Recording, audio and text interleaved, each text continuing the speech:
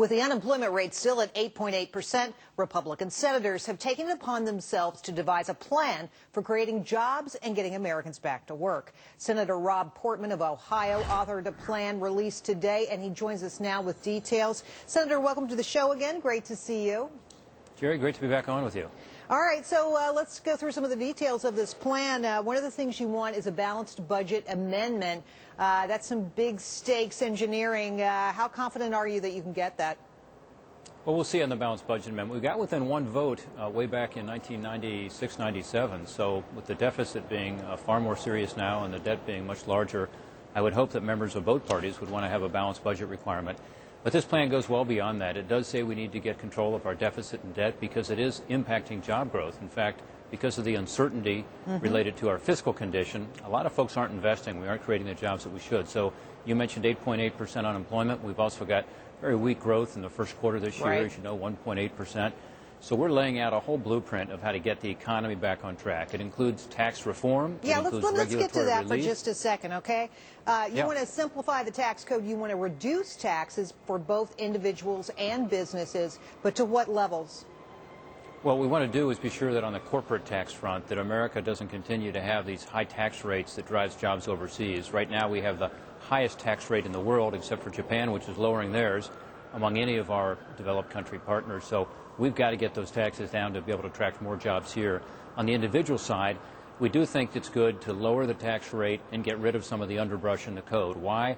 Because it's not effective in getting the economy moving. In fact, it has too many businesses and job creators making decisions based on tax policy rather than what makes sense for their businesses. Senator, so you want to... Are you talking about making the Bush tax cuts permanent, or what are you suggesting on the individual tax front? Well, that is part of the proposal is tax reform. So it's not just tax relief. It's, again, broadening the base, getting rid of a lot of the preferences that are not helping us to grow this economy, focusing the code more on investment and savings, all the things that economists across the spectrum say need to be done with our tax code.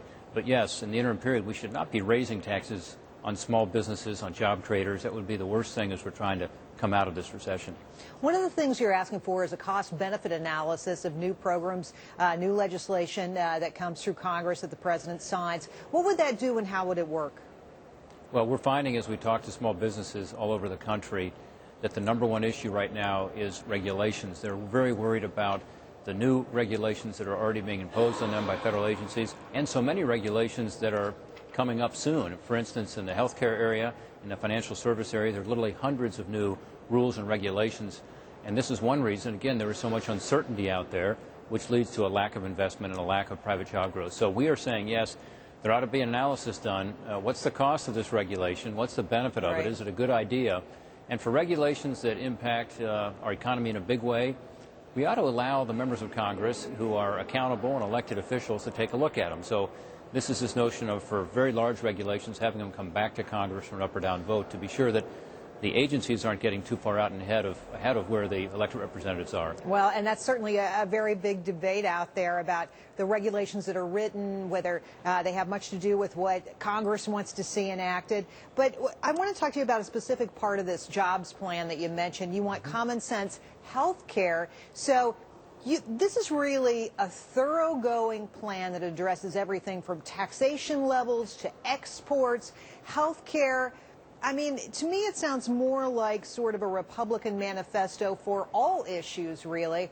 How much of this are you likely to get through Congress?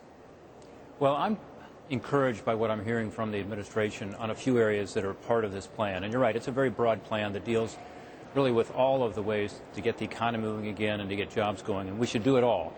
But I'm encouraged by a few things. One, the president is talking about the need to have some kind of tax relief. In fact, he specifically talked about the fact that our corporate tax rate is so much higher than other countries, and that's driving jobs overseas. So I think on tax reform we have an opportunity if we can get the administration to engage. Second, with regard to energy, I think at $4 a gallon, finally the administration is focusing on how do you begin to develop more of our energy resources here in this country. That's what this plan is about. It's saying, yes, we do need to do more offshore exploration and drilling for oil. Yes, we do need to have access to the lands, including in Alaska and elsewhere, where we know there's oil, and yet they're off limits.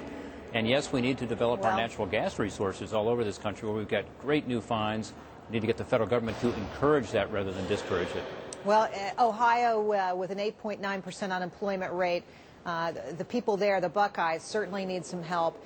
And it sounds like you want to give them some assistance. Senator, thanks for coming in today. We really appreciate your time. Great to be on with you, Gerri. Thanks for having me again.